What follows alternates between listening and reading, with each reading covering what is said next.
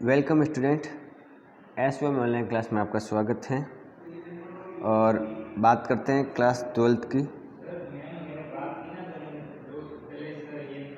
Class 12th की बात करेंगे हम इस वीडियो में। और इस वीडियो में हम बात करेंगे ज्योग्राफी की।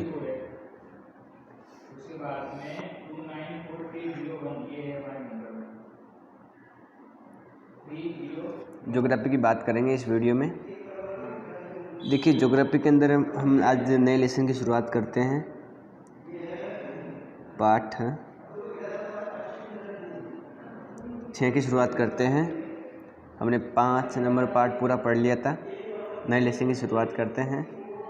देखिए, पाठ संख्या 6 का नाम है विश्व। पाठ संख्या 5 में हमने प्रवास के बारे में पढ़ा था। तो विश्व मानव अधिवास मतलब वर्ल्ड ह्यूमन सेटलमेंट।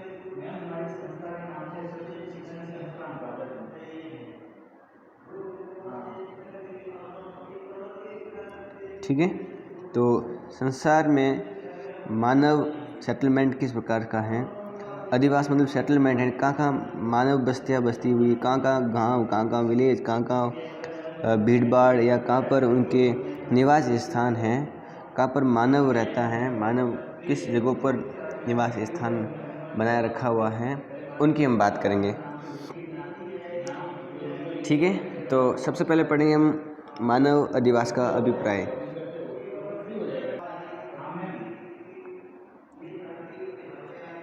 मानव अधिवास का अभिप्राय।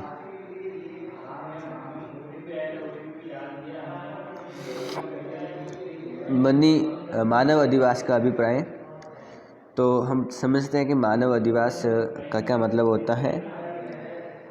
देखिए, पृथ्वी के धरातल पर हम देखें तो मानव द्वारा अलग अलग प्रकार के उनके आवास बनाए हुए हैं। उन्होंने आवास के रूप में अलग अलग समूह बनाए हुए हैं।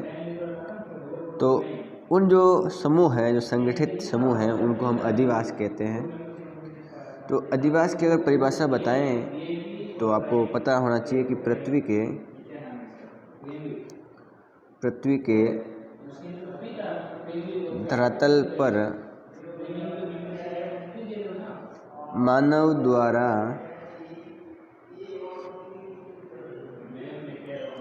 निर्मित एवं विकसित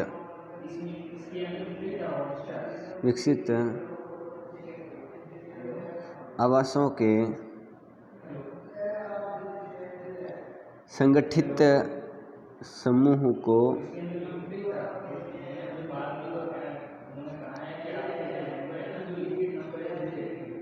को अधिवास कहते हैं। तो अधिवास की परिभाषा पर ध्यान देंगे कि पृथ्वी के धरातल पर मानव द्वारा, किसके द्वारा, पृथ्वी है, उस पृथ्वी के धरातल पर मानव द्वारा निर्मित एवं विकसित आवासों को, उनका जो संगठित समूह है, उनको अधिवास कहेंगे। तो पृथ्वी के धरातल पर जो मानव द्वारा निर्मित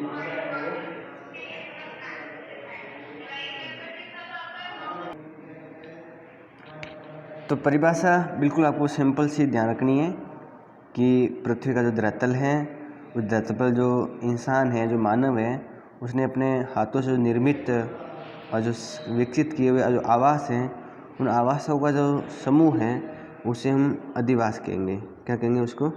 अधिवास। सिंपल सी परिभाषा आपको बिल्कुल सी सिंपल ध्यान रखनी है कि पृथ्वी के धरातल पर मानव के द्वारा निर्मित और विकसित किए हुए जो आवास हैं, उनका जो समूह है, वही आपका क्या है? अधिवास है। तो एक परिभाषा तो ध्यान रखनी कि अधिवास क्या होता है। सिंपल सी बात है कि मानव द्वारा जो निर्मित और विकसित जो आवास है, उनका जो समूह है, उसे हम अधिवास कहेंगे। ठीक है। जैसे एक स्थान पर बहुत सारे घर बने हुए हैं इंसानों द्वारा, तो हम कहेंगे वो मानव अधिवास है। और वो बस्ती हो सकता है, ठीक है, अलग अलग प्रकार का हो सकता है, स्थायी हो सकता है या अस्थायी भी हो सकता है। मानव अधिवास को मानव बस्ती भी कहते हैं। अगर मैं मानव अधिवास को हम मानव बस्ती भी कहते हैं, सिंपल सी बात है, मानव बस्ती,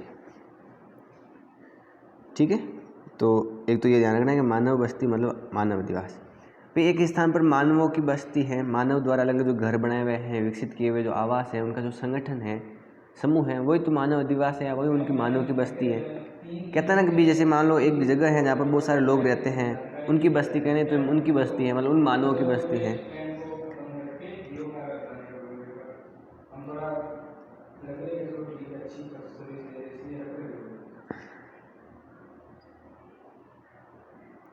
ठीक है, मानव अधिवास की बात ये ध्यान रखनी है। मानव अधिवास अगर हम देखें साधारणतया तो स्थायी रूप से बसे होते हैं।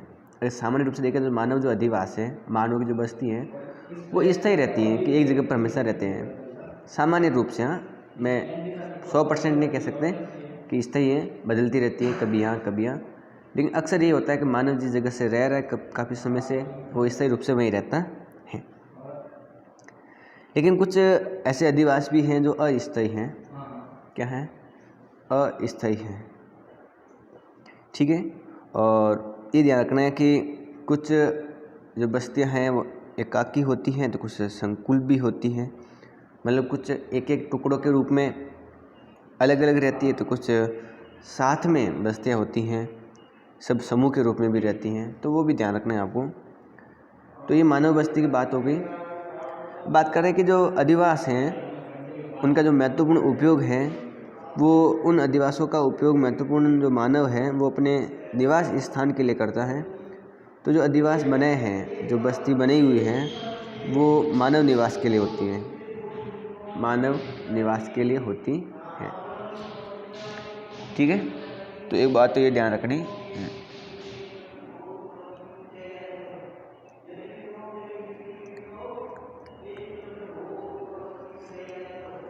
तो जो अधिवास बनाए हैं, मानवों की जो बस्ती है, वो मानव निवास के लिए होती हैं।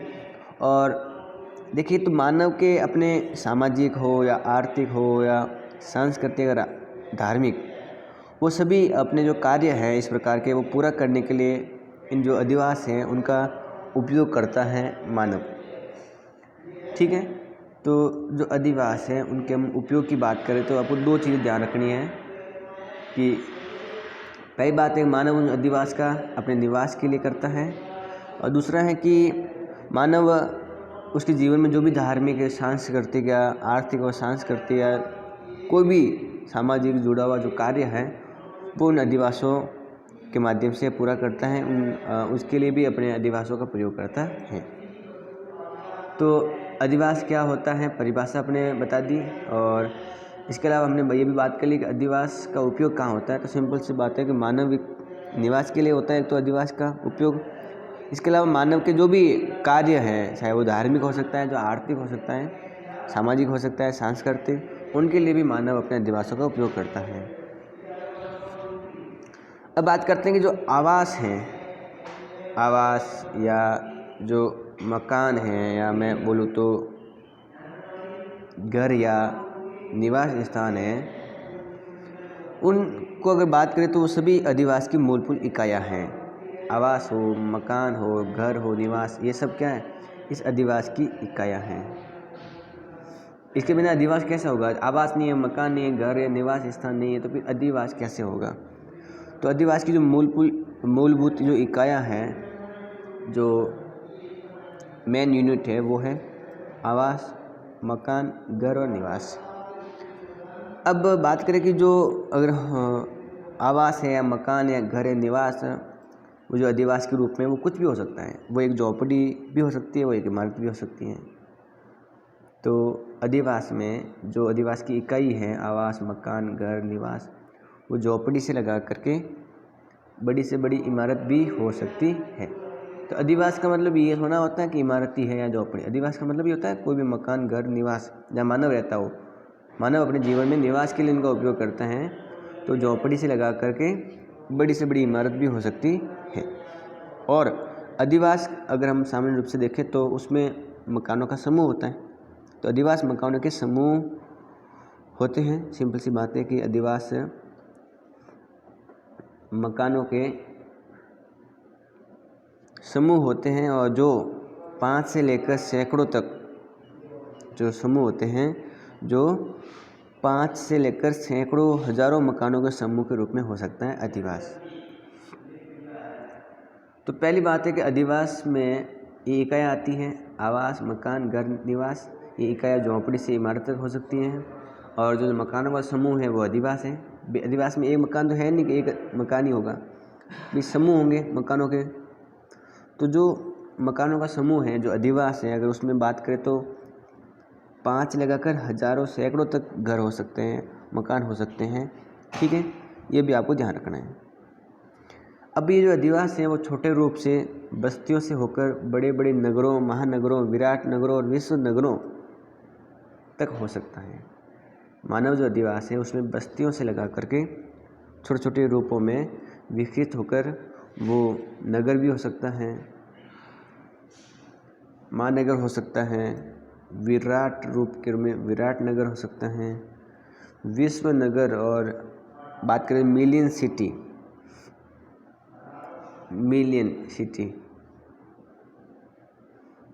ठीक है। 1 मिलियन बराबर 20 लाख। तो जिस शहर में 10 लाख से अधिक लोग हैं वो मिलियन सिटी है। एक शहर जहाँ 10 लाख से अधिक लोग हैं वो मिलियन सिटी है, MCT, मिलियन सिटी। तो जो अधिवास है उसमें 5 से अधिक मकानों का समूह हो सकता है। वो अगर बस्तियों से वो विकसित होते हुए नगर, महानगर, विराट नगर, विश्व नगर, यहाँ तक कि मिलियन सिटी भी हो सकते हैं। इस प्रकार से वो धीरे धीरे आगे बढ़ते रहते हैं। अब ये अलग अलग जो अधिवास हैं, नगर है, कहीं विराट नगर है, कहीं झोपड़ी है, तो कहीं बस्तियाँ हैं, तो कोई मिलियन सिटी हैं, उनके बीच में जो संपर्क हैं वो किन किन माध्यम से हो सकता है। तो वो पग डंडी से लगाकर गली या सड़क के रूप में आपस में जोड़ सकते हैं। उनका संपर्क नहर से, जो भी परिवहन के मार्ग हैं उनके माध्यम से हो सकता है। जैसे मान लो एक शहर यहाँ है, एक गांव यहाँ है, या एक बस्ती यहाँ है, इसके बीच में जो संपर्क हैं वो एक सड़क के माध्यम से, एक नहर के माध्यम से, या एक पगडंडी के रूप में, तो या गली के रूप में, या एक परिवहन के मार्ग के रूप में हो सकता है। तो मानव का ये भी अधिवास है, ये भी अधिवास है। यहाँ पर भी बस्तियाँ हैं तो ये नगर है, इनके बीच में संपर्क अक्सर रहता है। तो ये भी ध्यान रखना है कि इनके बीच में जो संपर्क है वो किसी भी रूप में देखें तो गली से लगाकर सड़क, नगर, परिवहन से हो सकता है। ठीक है। और मानव जो अधिवास है वो झोपड़ी या बस्तियों से लगाकर बड़े बड़े मिलियन सिटी तक हो सकती है। ये ध्यान रखना है आपको। अब बात करते हैं कि जो प्रोफेसर विडाल डी लॉब्लास हैं उनने क्या परिभाषा दी। तो बात करेंगे प्रोफेसर विडाल डी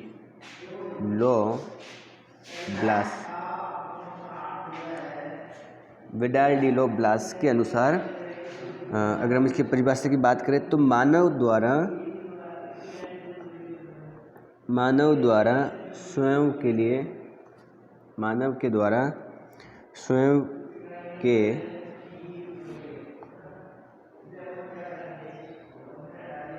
स्वयं के आवास एवं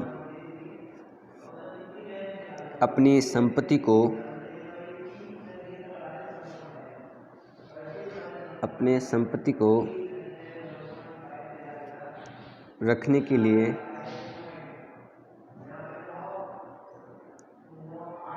निर्मित संरचना से है। देखो, विडाल डी लॉब्लास साहब क्या कहते हैं कि मानव द्वारा स्वयं के आवास एवं अपनी संपत्ति को रखने के लिए निर्मित संरचना से है। ठीक है। तो इन्होंने बताया कि जो अधिवास है वो एक प्रकार का मानव का खुद के आवास या उसकी संपत्ति को रखने का एक उनकी जो रचना है वो शामिल है। सिंपल सी बात है कि जो धरातल पर जो अधिवास है वो उसके रहने के रूप में काम आएगा, अधिवास के रूप आवास के लिए, और उसके खुद की संपत्ति को रखने के लिए वो जो उसकी संरचना है वो उसके लिए क्या है, वो एक अधिवास के रूप में है। ये बात आपको ध्यान में रखनी है। बात करें कि मानव अधिवासों की जो उत्पत्ति है उसका दौर किस प्रकार से चलता है, हम उसकी बात कर लेते हैं। मानव विकास के उत्पत्ति की, उनके अधिवासों की बात करेंगे हम, ठीक है। तो जो मानव अधिवास की उत्पत्ति की बात करें तो मानव ने अपनी जो विकास की यात्रा जब से शुरू की है, शुरुआत के दौर की बात करें तो भोजन को इकट्ठा करना, आखेट करने की बात आती है। तो मानव विकास के इस दौर में एकत्रीकरण और आखेट की अवस्था को पार करके धीरे धीरे मानव पशुपालन करना शुरू करता है। शुरुआत में आखेट, फिर पशुपालन, और पशुपालन की अवस्था को पार करते हुए मानव कृषि शुरू करता है और कृषि कार्य करना आरंभ कर देता है। तो पशुओं की स्वयं की सुरक्षा और अन्न भंडार के लिए उनको घर की जरूरत पड़ती रहती है। तो जब कृषि करना शुरू करता है तो अपने खुद की सुरक्षा के लिए, इसके अलावा बात करें तो अपने पास जो अन्न के भंडार हुए उनकी सुरक्षा के लिए, पशुओं की सुरक्षा के लिए वो स्थायी आवास की आवश्यकता उसको महसूस होती है, और वो आवास बनाने के लिए एक तरह से कह सकते हैं प्रेरित होता है और आवास बनाना शुरू कर देता है। प्राचीन काल में अगर देखें तो मानव जो बस्तियां हैं वो जो पशु चारक और कृषक है उस पर आधारित थी। प्राचीन समय जो मानव बस्तियां हैं अगर उनकी बात करें तो वो किस पर आधारित थी, तो वो एक तो कृषक और पशु चारक उन पर आधारित थी। और जनसंख्या जैसे जैसे बढ़ती गई और संघर्ष की स्थिति में सुरक्षा की दृष्टि से आवासों की संख्या में भी वृद्धि होती गई। जैसे लोग बढ़ते गए तो आवास यानी घर ज़्यादा बढ़ते गए, और खुद की सुरक्षा के लिए भी आवासों में काफ़ी परिवर्तन होता गया। और इसलिए ये भी देखा जाता है कि किस प्रकार से आवासों का निर्माण होता है। लोग अलग अलग दूरियों पर घर बनाकर रहने लग गए। धीरे धीरे मानव ने विकास किया, उत्पादन में वृद्धि की, व्यापार और परिवहन का जब विकास हुआ धीरे धीरे, तो मानव के पास में जब तकनीकी आई या जब जनसंख्या वृद्धि हुई तो उन बस्तियों के माध्यम से फिर गांव निर्मित हुए, गांव बढ़ते गए। और जैसे जैसे पुराने जो गांव हैं उनका आकार बढ़ता गया तो नगर के रूप में विकसित हुए। और अगर उन नगरों की बात करें तो आज से लगभग 5000 वर्ष पूर्व भी जो नगर हमें मिलते हैं, जैसे मिस्र हो या सिंधु घाटी सभ्यता हैं, ठीक है। इसके अलावा दजला फरात की जो घाटियाँ हैं वो बड़े बड़े वहाँ पर भी विशेष रूप से नगर विकसित हुए, तो उनकी भी बात आपके सामने आती है। तो मानव अधिवासों की उत्पत्ति अगर मूल रूप से देखें तो अपने निवास के लिए होती है। मानव जो अधिवास बने हैं वो मूल रूप से किसके लिए, मानव के निवास के लिए। और इस आधार पर अधिवासों की जो उत्पत्ति के जो दो भाग हैं वो है, एक तो स्थायी अधिवास, एक अस्थायी अधिवास।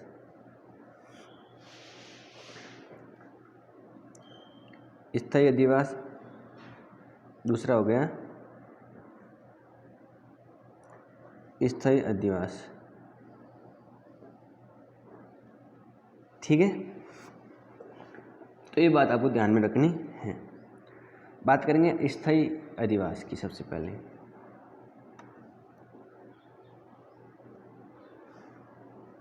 पहले अस्थायी की बात कर लेते हैं। अस्थायी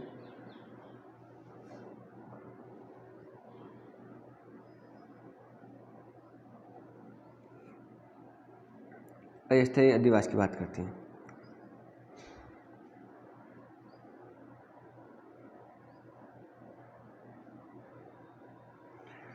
प्राचीन काल में मानव द्वारा जो कुछ अधिवास शिकार, मौसम की अनुकूलता और पशुचारण एवं सुरक्षात्मक दृष्टिकोण से कुछ समय के लिए निर्मित किए जाते थे।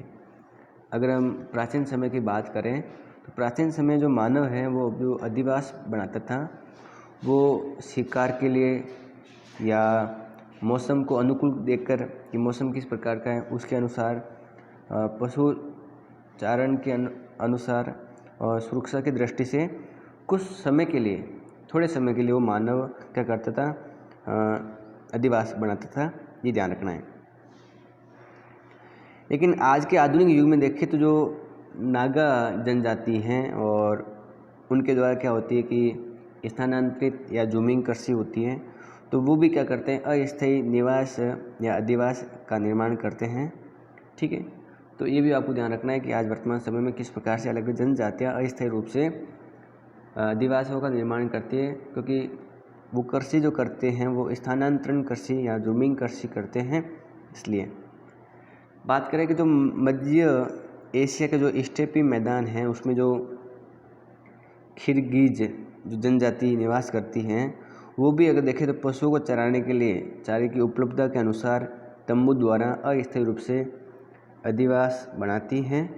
कौन? किर्गिज जनजाति। तो किर्गिज जो जनजाति हैं मध्य एशिया की, वो आज भी पशुओं को लेकर एक स्थान पर पशु चारण के रूप में अधिवास बनाती है तंबू के से, और थोड़े समय के लिए वहाँ जब पशु चराते हैं, जब पशु सड़ने के बाद में जब घास खत्म हो जाती है तो फिर वापस अपने स्थान बदल देते हैं, तंबू के रूप में अस्थायी रूप से अधिवास निर्वास करते हैं। ये ध्यान रखना है आपको। तो हमने बात की अस्थायी अधिवास, ऐसे अधिवास जो अस्थायी हैं, जिसमें सबसे पहले बात की कि पुराने समय में जो मानव हैं वो शिकार करने के लिए अस्थायी रूप से अधिवास बनाता था, और किसके लिए? मौसम की अनुकूलता देखकर कि मौसम किस अनुसार है, जैसे मौसम यहाँ ठीक है तो यहाँ पर बना लिया, फिर यहाँ मौसम ख़राब हो गया दूसरे के ऊपर चले गए। ठीक है, और साथ में जो पशु चारण है या जो पशु जो चराते थे उनको भी कि भी यहाँ पर पशु चराया, अब यहाँ पर बारिश होना ख़त्म हो गया तो इस जगह चेंज कर ली, फिर यहाँ पर आगे जगह चेंज कर लेते हैं इस प्रकार से। तो ये भी आपको ध्यान रखना है। तो आज के लिए इतना ही, बाकी बात करेंगे अगली वीडियो में। वीडियो को लाइक करें, चैनल को सब्सक्राइब करें और वीडियो को शेयर करें।